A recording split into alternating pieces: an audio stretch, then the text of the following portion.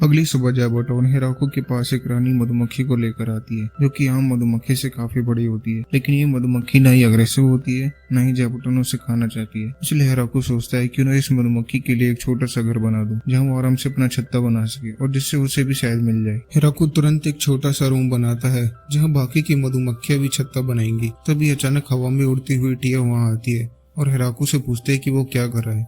लेकिन जैसे ही उसकी नजर मधुमक्खी के छत्ते पर पड़ती है, वो डर जाती है और तुरंत माफी मांगकर वहां से भाग जाती है। इसके बाद हिराको नदी के पानी को अपने घर तक लाने के लिए काम शुरू कर देता है। वो एक बड़ा गड्ढा खोदता है, जिसे वो एक रिजर्वायर बनाना चाहता है। उसका प्लान है कि नदी से घर तक कनाल बना के इस गड्ढे को पानी से भरे। जब ली हिराको से पूछते है कि कितना काम हो गया है नदी से यहाँ तक कनाल बनाने का, तो हिराको कहता है अभी तो बस शुरू ही किया है। ली उसे समझाती है कि हमें सबसे पहले डिसाइड करना होगा कि कनाल को किस मटेरियल से बनाएंगे। हिराको पहले बोलता है कि वो कनाल को पत्थर से बनाएंगे, लेकिन ली मना कर देती है क्योंकि इस जंगल में पत्थर मिलना बहुत मुश्किल होगा। हिराको फिर कहता है कि वह कनाल को लकड़ी से बनाएंगे। ली फिर समझाती है कि लकड़ी से पानी लीक हो जाएगा और तब हिराको डिसाइड करता है कि वह कनाल को मिट्टी से बनाएंगे। लेकिन एलमाइटी टूल की मदद से हिराको मिट्टी को इतना मजबूत बना देता है कि वो कंक्रीट जैसी सॉलिड बन जाती है। एल्फ नदी के किनारे कैनाल की नींव बनाते हैं और हिराको जॉइंट और सीलिंग पे काम करता है। कुछ दिन बाद कैनाल बनाने का काम पूरा हो जाता है और रिजर्वायर पानी से भरने लगता है।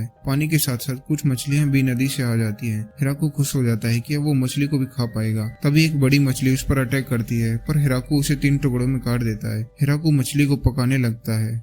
जब टिया और रू उन मछलियों को देखती है, तुरंत पहचान जाती है ये फॉरेस्ट ऑफ डेथ की मछलियां हैं, शायद ये जहरीली हो सकती है। हिराको उन्हें मछलियां खाने को देता है। तब वो कहती है पहले तुम खाओ। हिराको खाता है और कहता है कि ये तो बहुत टेस्टी है। तब सब लोग भी खुशी खुशी वो मछलियां खाने लगते हैं। अब हिराको को एक नया आइडिया आता है, क्योंकि अब उसके पास पानी भी है, तो चावल की खेती करने का सोचता है। हिराको तुरंत एक पैडी फील्ड बनाता है, जिसे वो पानी से भर देता है। लेकिन लड़के हिराको से पूछते हैं कि क्या वो फिश फार्म बना रहा है। हिराको मना करता है और बताता है कि ये चावल की खेती के लिए है। इन सब लड़कियों को चावल के बारे में नहीं पता होता। सभी एल्फ लड़कियां और हिराको चावल के बीज लगाने लगते हैं। शाम तक काम खत्म हो जाता है। कुछ समय बाद चावल उग जाते हैं और हिराको सबको बताता है कि राइस की हार्वेस्टिंग कैसे की जाती है। फिर वो अलमाइटी टूल से एक पुराना थ्रेशर, एक छलनी, एक ओखली और एक मूसल बनाता है, जिनके जरिए वो हस्क निकालता है और चावल को पॉलिश करता है। चावल निकालने का प्रोसेस इतना लंबा होता है जिससे सभी लड़कियां थक चुकी होती हैं और हिराको से पूछते हैं कि अब खाना मिल सकता है क्या हमें। हिराको कहता है हाँ, पर पहले पकाना पड़ेगा। फिर वो उन्हें सिखाता है कि कैसे चावल को पकाते हैं और राइस बॉल्स बनाते हैं। राइस बॉल्स इतने लाजवाब बनते हैं कि सब लोग तुरंत साफ कर जाते हैं और हिराको के लिए सिर्फ एक चावल का दाना बच जाता है। अगले दिन फिर सब राइस फार्मिंग में लग जाते हैं। चावल के खेत से बाहर निकलने के बाद सभी एल्फ लड़कियां खुद को मैजिक की वजह से साफ कर लेती हैं, पर हिराको ऐसा नहीं कर पाता। इसलिए हिराको एक बाथ हाउस बनाने का सोचता है। हिराको सभी को बाथ हाउस का डिजाइन दिखाता है, जिसमें चेंजिंग रूम, नहाने की जगह, बाथटब की जगग और गर्म पानी करने की जगह होती है। इस पर एल्फ लड़की कहती हैं वो नदी में भी तो जाके नहा सकती हैं, लेकिन हिराको कहता है कि पानी सर्दियों में जम जाता है।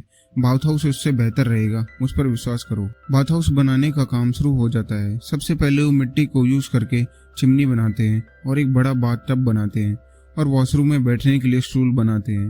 हिराको सोचता है कि नदी से आया हुआ पानी एक दूसरे कैनाल की मदद से वापस नदी में मिल जाता है, पर बाथ हाउस के पानी को नदी में डालना सही नहीं होगा। टिया एक स्मार्ट सजेशन देती है कि हम स्लाइम को यूज कर सकते हैं, जो गंदा पानी साफ कर देंगे। टिया स्लाइम को लेने चली जाती है और कुछ स्लाइम अपने साथ ले आती है। हिराको तुरंत स्लाइम प्योरिफिकेशन पूल बनाता है और उसमें स्लाइम को डाल देता है। टिया बताती है इन्हें टॉयलेट में भी यूज कर सकते हैं, लेकिन हिराको मजाक में कहता है मैं स्लाइम के सर पे बैठकर वो काम नहीं कर सकता। शाम को हिराको सभी लड़कियों को बाथ हाउस का इस्तेमाल करना बताता है, कैसे पहले नहाना है, कैसे खुद को साफ करना है। तब ली कहती है तुम एक बार डेमो दोगे तो सब समझ जाएंगे।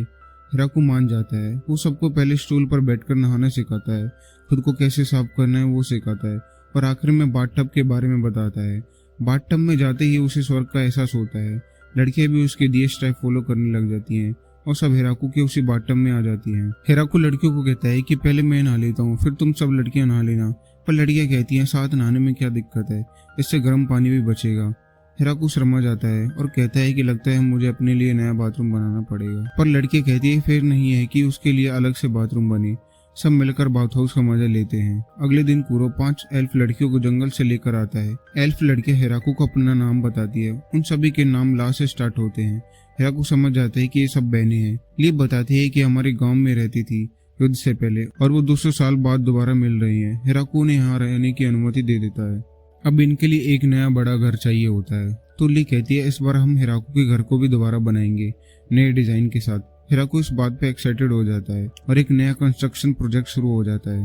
हिराकू एक बड़ा सा गड्ढा खोदता है लिया के कहने पर। उसका प्लान होता है एक बेसमेंट स्टोरेज एरिया बनाने का, जहाँ वो अनाज और बाकी का सामान रख सके। कुछ दिनों के अंदर घर का कंस्ट्रक्शन कंप्लीट हो जाता है और इस बार घर का डिजाइन बनाया था टिया और रू ने मिलकर। घर के तैयार होने के बाद सभी उसके इंटीरियर को देखने के लिए अंदर जाते हैं। घर की एंट्री एक बड़े हॉल से स्टार्ट होती है, एक ऐसी जगह जहाँ सभी बैठकर हैंग आउट कर सके। हॉल के लेफ्ट साइड में हिराकू का प्राइवेट रूम होता है। जब हिराकू अपना रूम देखता है तो उसकी आंखों में खुशी दिखाई देती है और राइट साइड में बना होता है किचन और डाइनिंग एरिया। डाइनिंग रूम के राइट में ओपन एरिया में कुछ टेबल भी लगा दी जाती हैं ताकि सभी बाहर बैठकर भी एंजॉय कर सके। बेसमेंट का यूज किया जाता है स्टोरेज रूम के रूप में और सेकंड फ्लोर पर सभी के लिए अलग अलग बेडरूम होते हैं, जिसमें टिया और रू के भी प्राइवेट रूम बनाए जाते हैं। घर का डिजाइन सबको काफी पसंद आता है, सभी खुश होते हैं। फिर टिया और रू हिराकू से आज के खाने के बारे में पूछते हैं और हिराकू बताता है कि आज वो करी बनाएगा और दोनों को खेतों में ले जाता है जहां उसने मसालों की खेती कर रखी थी। रू और टिया पहली बार इन मसालों को देख रही थी। हिराकू जरूरी मसालों को इकट्ठा करने लगता है और अंत में धनिया तोड़ता है गार्निश के लिए। कूरो धनिया को सूंघकर वहां से भाग जाता है। टिया और रू ये देखकर काफी सरप्राइज होते हैं। वो दोनों जानना चाहते हैं कि क्यों कूरो धनिया से डरा, इसलिए धनिया पर रिसर्च करने के लिए वो हिराकू को वहीं छोड़कर निकल जाते हैं। खाना बनाने के लिए लिया ही बची होती है उसकी हेल्प के लिए, क्योंकि बाकी एल्फ लड़कियां खेतों में काम कर रही होती हैं और टिया और रू रिसर्च में लगे हुए हैं। हिराकू करी बनाना स्टार्ट करता है। सबसे पहले वो रैबिट मीट को तेल में पकाता है और फिर जिंजर, गार्लिक और टमाटर को तेल में पकाकर उसका पेस्ट बना लेता है। उसके बाद उसमें मसाला और रैबिट मीट को डालकर उसे पकने देता है। खाने की खुशबू से एल्फ लड़कियों और डॉग वहां आ जाते हैं। हिराकू सोचता है कि वो शायद कुछ भूल रहा है और तब उसे याद आता है कि वो नान बनाना तो भूल ही गया, इसलिए जल्दी वो नान बनाना स्टार्ट कर देता है और कढ़ाई को उल्टा कर उस पर नान सेकता है। तभी रू और टिया भी वहाँ आ जाते हैं। सभी के लिए नान बनाने का काम पूरा हो जाता है। सभी खाना खाने के लिए वहाँ आ जाते हैं और तब हिराकू सभी को नान के साथ करी से कैसे खाया जाए बताता है। सभी को नान और करी बहुत अच्छी लगती है और सभी दोबारा से खाना लेने के लिए लाइन में लग जाते हैं और अंत में हिराकू के लिए एक टुकड़ा नान का बचता है, पर वो खुश होता है देखकर कि सबने खाना एंजॉय किया। इस साल का विंटर सीजन आने में थोड़ा ही समय बचा है,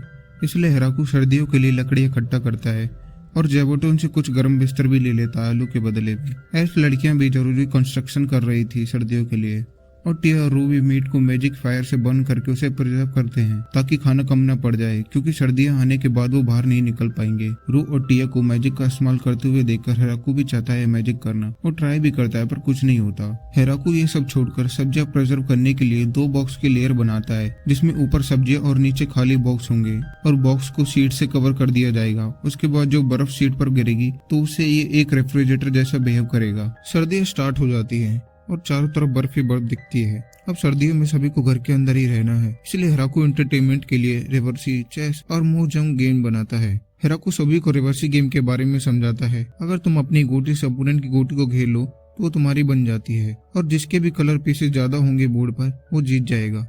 रू गेम को बहुत सिंपल समझती है, पर टिया कहती है ये बहुत ही माइंड वाला गेम है। हिराकू टिया से इम्प्रेस होता है कि वो गेम को पहली बार में ही समझ गई। रू ये सुनते ही टिया को गेम में चैलेंज करती है। गेम में टिया के कलर पे ज्यादा होते हैं और वो जीतने वाली होती है, पर रू गेम बोर्ड को फेंक देती है ये कहकर कि उससे गलती हो गई। लेकिन टिया मैजिक की वजह से सभी गोटियों को उसकी जगह पर वापस लगा देती है, पर रू फिर से गेम बोर्ड को फेंक देती है। हिराकू देखता है कि कूरो भी गेम अच्छे से खेल रहा है एल्फ लड़कियों के साथ। दूसरी तरफ 2 इन्फर्नो वुल्फ चेस खेल रहे हैं। हिराकू उनके ओरा को देखकर डर जाता है। वो गेम को बहुत ही सीरियस ले रहे हैं। फिर रू वहाँ आती है और इन्फर्नो वुल्फ के साथ चेस खेलने लगती है, लेकिन वो हार जाती है और शर्म के मारे कोने में बैठ जाती है। टिया, हिराकू, ली और कूरो महजूम गेम खेलने लगते हैं, जिसमें हिराकू रू का बदला लेना चाहता था, पर वो खुद ही कूरो से हार जाता है और रू के साथ दुखी होकर बैठ जाता है। हिराकू इन सब गेम्स के अलावा बॉलिंग सेट जैसी फिजिकली खेली जाने वाली गेम भी बनाता है। ऐसे ही सभी सर्दियों में गेम्स खेलकर एंजॉय करते हैं और प्रिजर्व खाने से नई नई डिश बना के मजे करते हैं। सर्दियां खत्म हो जाती है और स्प्रिंग सीजन आ जाता है। हिराकू, टिया और रू बाहर निकलते हैं और हिराकू से आज क्या करना है पूछते हैं, लेकिन तभी जेबोटोन इमरजेंसी घंटी बजाता है और हिराकू, टिया और रू तुरंत अलर्ट हो जाते हैं। वो आसमान की तरफ देखते हैं तो एक बड़ा वाइबर्न ड्रैगन तेजी से उनकी तरफ आता दिखाई देता है। वाइबर्न ड्रैगन उन पर फायर बॉल से हमला करता है, पर टिया और रू मैजिक से डिफेंस सर्कल बनाती है, पर फिर भी पूरी तरह से नहीं रोक पाती और खेतों में आग लगने लग जाती है। हिराकू अंदर ही अंदर सोच रहा होता है कि क्या करे जिससे वह सभी को बचा सके। एक बार को वह यह सोचता है कि वो सभी को लेकर जंगल में भाग जाए, लेकिन ड्रैगन उन्हें आसमान से आसानी से उन्हें पकड़ लेगा और ऐसे सोचते हुए उसके हाथ में एक भाला आ जाता है। हिराकू उस भाले की पावर को देखने के लिए उसे वाइवन ड्रैगन पर मारता है और उसके 3 लेयर मैजिक डिफेंस को आसानी से तोड़ देता है और भाला जाकर उसके पंख पर लगता है। अभी वह पूरी तरह से मरा नहीं होता, इसलिए हिराकू दोबारा से उस पर भाला फेंकता है और इस बार उसे मार देता है। टिया और रू आंखों में हैरानी लेके हिराकू की तरफ देखती हैं। दोनों को यकीन नहीं होता कि इतने बड़े मॉन्स्टर को उसने सिर्फ एक भाले में मार गिरा है। अब सभी मिलकर ड्रैगन के पास जाते हैं।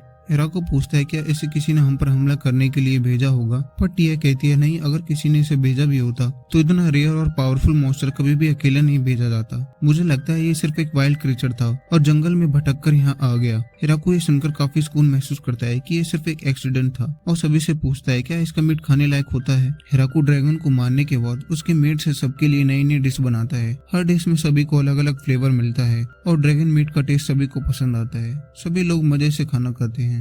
दूसरी तरफ डेमोनिक किंगडम ऑफ गेलगार्डो में सब जनरल्स आपस में बहस कर रहे होते हैं कि कैसे कोई इंसान एक वाइवन ड्रैगन को सिर्फ 2 बार में मार सकता है। उन सबके दिमाग में एक ही सवाल होता है, अगर हमें उससे लड़ना पड़े तो हम क्या करेंगे। इसी तरह ये बात गेट कीपर ड्रैगन तक भी पहुंचती है।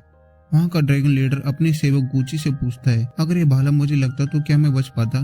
सेवक कहता है महाराज आपका बचना बहुत ही नामुमकिन होता। ये सुनकर लीडर डिसाइड करता है कि अब आगे से कुछ भी करने से पहले सोच समझकर फैसला लेना होगा। अगली सुबह हिराकू अंगूर के बाग में जाता है जहाँ अंगूर अब पूरी तरह से पक चुके होते हैं। हिराकू सोचता है कि अब वाइन बनाने का समय आ गया है। इस दुनिया में लोग वाइन के बारे में जानते हैं, इसलिए हिराकू एक जगह बनाता है जहाँ अंगूर क्रश होंगे और रस निकलकर बैरल में कलेक्ट किया जाएगा। उसके बाद उसमें फर्मेंटेशन करके वाइन तैयार की जाएगी। सभी एल्फ लड़कियां मिलकर अंगूर क्रश करने लगती हैं। हिराकू और रूबी उनके साथ मिलकर क्रश करने लगते हैं। दिन भर काम करने के बाद सभी बैरल अंगूर के रस से भर जाते हैं। हम गॉड को देखते हैं जो गॉडेस ऑफ एग्रीकल्चर से डांट खा रहे होते हैं क्योंकि एक इनोसेंट सोल को उन्होंने फॉरेस्ट ऑफ डेथ में भेज दिया और फिर उसे होली लैंड क्रीम की रेप्लिका भी दे दी जो कि एक पावरफुल वेपन है। गॉडेस ऑफ एग्रीकल्चर जो कि गॉड की बेटी है, वो कहती है कि आखिर क्यों उसने मेरी मूर्ति एक ओल्ड मैन जैसी बनाई है। गॉड कहता है इसमें मेरी कोई गलती नहीं है। सीन शिफ्ट होता है और जेबटॉन इमरजेंसी बेल बजाता है और डॉग्स ने फिर से एक लड़की को पकड़ के रख रखा था। रू अपनी बहन फ्लोरा को देखकर पहचान लेती है और वो उसे घर लेके आती है। फ्लोरा बताती है कि एंजल जब रू के पीछे पड़ी हुई थी तो वो उसको ढूंढते हुए यहाँ पर आ गई। रू बताती है कि हिराकू उसका हस्बैंड है। फ्लोरा को ये बात पछती नहीं है कि वो उसका हस्बैंड है, पर कुरो के डर से मान जाती है। रू बताती है कि वो इस जगह का इंचार्ज है और उसने वाइवन ड्रैगन को मारा था और इन इन्फर्नो वुल्फ को पालने वाला भी यही है। फ्लोरा हिराकू से माफी मांगती है। हिराकू को पहली बार कुरो के बारे में पता चला कि वो एक मैजिकल बीस्ट वुल्फ है। फिर हिराकू फ्लोरा को नई नई डिश खिलाता है और फ्लोरा पहली बार टोफू टेस्ट करती है और उसे खा के बहुत मजा आता है। फ्लोरा भी रू की तरह रिसर्च करती रहती है। फ्लोरा कुछ दिन यहाँ रहती है और फिर यहाँ से चली जाती है, लेकिन 1 महीने बाद वो वापस आती है कुछ मेड्स और बफेलो के साथ। मेड्स की रिप्रेजेंटेटिव अपना नाम एन बताती है। हिराकू बफेलो को देखकर काफी खुश होता है क्योंकि अब वो बटर और चीज भी बना पाएगा। टिया नोटिस करती है कि सभी रेस के काफी मेंबर यहाँ पर है, पर एंजल की तरफ से वो अकेली यहाँ पर है, इसलिए वो हिराकू से कहती है वो कुछ टाइम के लिए बाहर जा रही है और वो अपने साथ 3 एंजल और लिजर्ड मैन को साथ लाती है जिसका लीडर डागा होता है। टिया अपने साथ हिराकू के लिए चिकन भी लाती है। हिराकू ये सोचता है कि सभी की हेल्प से हम और भी सिविलाइज होते जा रहे हैं। सभी मेड्स ऑगर्स कम्युनिटी की होती हैं जिनके सर में छोटा सा सींग होता है। वैसे ये मेड काफी स्ट्रॉन्ग है पर उन्हें खाना बनाना बिल्कुल नहीं आता, इसलिए हिराकू उन्हें नई नई डिश बनाना सिखाता है। सभी मेड घर की साफ सफाई और खाना बनाने का काम संभालती है और टिया जो एंजल अपने साथ लाई थी वो जगह की सुरक्षा करते हैं और लिजार्ड में लेबरिंग का सारा काम संभालते हैं। हिराकू नोटिस करता है कि अब यहाँ रहने वालों की संख्या बहुत बढ़ गई है। तभी ली कुछ एल्फ को लेकर आती है जो जंगल में भटक रही थी। हिराकू देखता है इनमें कोई मर्द नहीं है। ली बोलती है कि युद्ध में सभी आदमी मारे गए थे, इसलिए वो कोशिश करेंगे कि अगली पीढ़ी को जल्द से जल्द पैदा कर सके। अगले दिन हिराकू सभी रिप्रेजेंटेटिव को बुलाता है। वो बोलता है कि पहले सिर्फ मेरी झोपड़ी और खाली खेत थे, लेकिन अब यहाँ का इंफ्रास्ट्रक्चर और लोग काफी बढ़ गए हैं, तो अब ये एक विलेज बन गया है। हमें इसलिए इसका कोई नाम रखना चाहिए। रू कहती है क्यों ना इस विलेज का नाम हिराकू के नाम पर रखा जाए क्योंकि उसी ने इस विलेज को बनाया है, लेकिन हिराकू मना कर देता है। तब मेड बोलती है कि उन्हें फॉरेस्ट ऑफ डेथ जंगल के नाम से विलेज का नाम रखना चाहिए, पर किसी को पसंद नहीं आता। तब जेबटॉन इशारा करता है गेट की तरफ और जब हिराकू उस गेट को खोलता है तो उसे बड़ा पेड़ दिखाई देता है। तब हिराकू को आइडिया आता है और इस विलेज का नाम द ग्रेट ट्री विलेज रखता है और सभी को ये नाम पसंद भी आता है। गांव का नाम रखने की खुशी में सभी पार्टी करते हैं और वाइन का पहला बैच निकालते हैं पार्टी करने के लिए। अब सभी हिराकू को मेर मेर करके चिल्लाने लगते हैं। हिराकू भी इसको एक्सेप्ट कर लेता है और सभी जमकर पार्टी करते हैं। बफेलो और चिकन का अब अलग से एक प्रॉपर फार्म हाउस बना दिया जाता है। हिराकू जो इस विलेज का मेयर बन चुका होता है वह अपने डेली के काम कर रहा होता है। तभी अचानक जैबटन इमरजेंसी बेल बजाती है। उसी वक्त एक पेट्रोलिंग एंजल हिराकू के पास आती है और उसे बताती है कि डिमोनिक किंगडम से कोई मैसेंजर आया है जिसका नाम बीजल होता है। बीजल विलेज के गेट पे खड़ा होता है और बोलता है कि वो इस जगह के इंचार्ज से मिलना चाहता है। तब हिराकू आगे आता है और खुद को इंट्रोड्यूस करता है। बीजल हिराकू को एक गिफ्ट देता है। ये गिफ्ट डीमन लॉर्ड की तरफ से होता है। फिर बीजल हिराकू से कहता है कि वो किंग की तरफ से आया है और हिराकू के साथ स्टैटिक्स ऑफ सेटलमेंट के बारे में डिस्कशन करना चाहता है। तभी हिराकू को रू की बात याद आती है कि ये टेरिटरी डीमन लॉर्ड के अंडर में आती है। हिराकू मन में सोचता है कि शायद डीमन लॉर्ड उनसे टैक्स वसूलना चाहते हैं। हिराकू डिसाइड करता है कि डीमन लॉर्ड उन्हें एनिमी ना समझे, इसलिए खुद ही उन्हें 10% क्रॉप का टैक्स देने की बात बोलता है। बीजल तुरंत हाँ कर देता है क्योंकि वो तो वैसे ही हिराकू से डरा हुआ होता है, क्योंकि हिराकू ने सिंगल हैंडली वाइवन ड्रैगन को मार दिया था। इसलिए वो लोग हिराकू से कोई दुश्मनी नहीं लेना चाहते। बीजल और हिराकू दोनों मिलकर एक एग्रीमेंट साइन कर लेते हैं। उसके बाद हिराकू भी उन्हें रिटर्न में एक गिफ्ट देता है ताकि दोनों तरफ से रिलेशन बैलेंस रहे। फिर बीजल वहाँ से चला जाता है। सभी हिराकू की तारीफ करते हैं कि उसने सिर्फ 10% देकर उन्हें मना लिया और अब इस एग्रीमेंट के बाद वो डीमन लॉर्ड की प्रोटेक्शन के अंडर में भी आ चुके हैं। बीजल अपने जनरल से वहाँ के विजिट के बारे में बताता है। वो बताता है कि वहाँ पर वैम्पायर, एंजल, हाई एल्फ और इन्फर्नो वुल्फ जैसे खतरनाक मॉन्स्टर हैं। जनरल ये सुनकर काफी डरने लगते हैं। बीजल बोलता है कि उसके पास कोई और चारा नहीं था, इसलिए उसे वो एग्रीमेंट साइन करना पड़ा। बीजल बताता है कि उसने उसे एक गिफ्ट भी दिया है। जनरल उस गिफ्ट को खोलता है और देखता है कि उसमें सेब है, लेकिन बीजल गिफ्ट के कपड़े को नोटिस करता है। वो देखता है कि ये कीमती कपड़ा तो डीमन स्पाइडर का बनाया हुआ है और जनरल इस बात से और घबरा जाते हैं कि उसके पास डीमन स्पाइडर भी है। अगले दिन ड्रैगन किंग ड्राइम और उनका नौकर गुची खुद विजिट करते हैं ग्रेट ट्री विलेज को और गिफ्ट में हिराकू को तलवार देते हैं। गुची बोलते हैं कि हम आपके साउथ राज्य में रहते हैं, तो एज ए नेबर किंगडम हम आपको ग्रीट करने के लिए आए हैं। पहले ड्राइम अपनी ड्रैगन फॉर्म में होता है, पर हिराकू कहता है अगर आप छोटे होते तो वो घर में आपका स्वागत करता।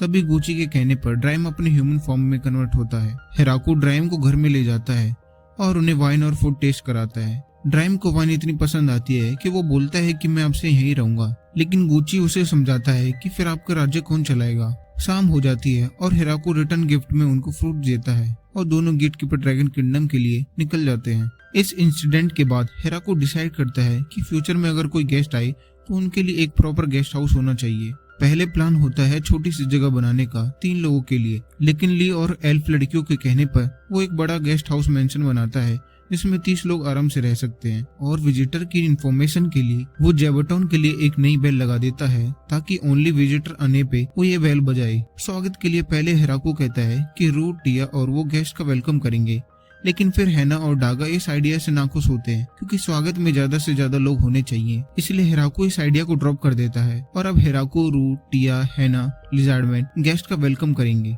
थोड़े ही दिनों में एक proper VIP style guest house भी रेडी हो जाता है और जल्द ही हम देखते हैं कि जैबटन की विजिटर बेल बजती है। जब हिराकू गेट तक पहुंचता है तो वहाँ 5 बीस्टमैन खड़े होते हैं जिनके लीडर का नाम होता है गर्व। ये लोग हॉलिंग विलेज से आए होते हैं और कहते हैं कि वो ट्रेड करने के लिए यहाँ आए हैं। रू हिराकू से कहती है इनसे मैं बात करती हूँ। फिर रू गर्व से पूछती है तुम्हारा और कोई साथी तो नहीं है ना तुम्हारे साथ? गर्व मना कर देता है, लेकिन तभी रू जंगल में छुपे 2 लोगों को निकालती है। गर्व घबरा कर कहता है ये तो हमसे पीछे रह गए थे। इसके बाद रू सबको गेस्ट हाउस ले जाती है और गेस्ट हाउस के डोर को बाहर से लॉक कर देती है। रू और टिया को इन लोगों पर अब भी शक होता है क्योंकि ये लोग ना तो कोई प्रेजेंट लेके आए हैं जैसे कि बाकी विजिटर लेके आते हैं और इनके 2 साथी भी जंगल में छुपे हुए थे, इसलिए बीस्टमैन के लिए सिर्फ बेसिक खाना दिया जाता है। फिर हिराकू सीधा गर्व से पूछता है कि हॉलिंग विलेज के लोग क्या करते हैं। गर्व बताता है कि हॉलिंग विलेज के लोग माइनिंग और हंटिंग करके जिंदा रहते हैं। हमारे यहाँ पैसे नहीं चलते, लेकिन बार्टर सिस्टम चलता है और हमारे एलियंस में ज्यादातर बीस्टमैन ही रहते हैं। इसी दौरान टिया नशे में एक बीस्टमैन से पूछ लेती है और उसे पता चलता है कि वो 2 लोग इसलिए छुपे थे ताकि अगर बाकी लोगों को कुछ हो जाए तो वो विलेज में जाकर रिपोर्ट दे सके। अब सबको ये कंफर्म हो जाता है कि ये लोग ट्रेड करने के लिए ही आए हैं, न कि कोई ये एनिमी है। अब गर्व, रूट, टिया और हिराकू ट्रेड के लिए बात कर रहे होते हैं। गर्व कहता है कि हमें सामान लाने और ले जाने में काफी दिक्कत होती है। अगर आप लोग ही हॉलिंग विलेज आके ट्रेडिंग करें तो बहुत ही बेहतर होगा। आपको इस जंगल के बारे में भी हमसे ज्यादा बेहतर पता है। हिराकू इस बात के लिए तैयार हो जाता है। फिर हिराकू गर्व से पूछता है कि आप हमारे साथ किस चीज का ट्रेड करना चाहेंगे। गर्व कहता है कि हॉलिंग के लोग माइनिंग करते हैं, इसलिए उनके पास ग्लास, सेरेमिक और क्रॉकरी का सामान होता है। हिराकू इन चीजों को देखकर काफी खुश होता है और फूड के बदले में इन सब चीजों को खरीद लेता है। जब ये लोग वापस जाने लगते हैं तब गर्व कहता है कि हमारे यहाँ गिफ्ट देने का रिवाज नहीं है, पर अगली बार वो जरूर लेकर आएगा। अगले दिन टिया और कुछ लिजार्डमैन हॉलिंग विलेज में ट्रेड करने के लिए निकलते हैं और वो ड्राइम को भी अपने साथ ले जाते हैं, क्योंकि नॉर्मली वहाँ पहुँचने में 10 दिन लगते हैं, पर ड्राइम की वजह से वो लोग जल्दी पहुँच जाएंगे। ड्राइम के पहले विजिट के बाद वो ट्री विलेज में रोज आता जाता रहता है और जम के शराब पीता है। फिर एक दिन ड्राइम हिराकू को आइडिया देता है, अगर तुम मुझे एक बैरल अल्कोहल दोगे तो मैं तुम्हारे सामान को एक जगह से दूसरी जगह ले जाने में मदद कर सकता हूँ। इसके बाद टिया और ड्राइम हॉलिंग विलेज के लिए निकल जाते हैं। कुछ समय बाद जब वो वापस लौटते हैं तो टिया बताती है पहले तो वो लोग एप्पल खाने से डर रहे थे, पर जब उन्हें सैंपल दिए गए तो वो खुद लेने के लिए रेडी हो गए। डोरेम बताता है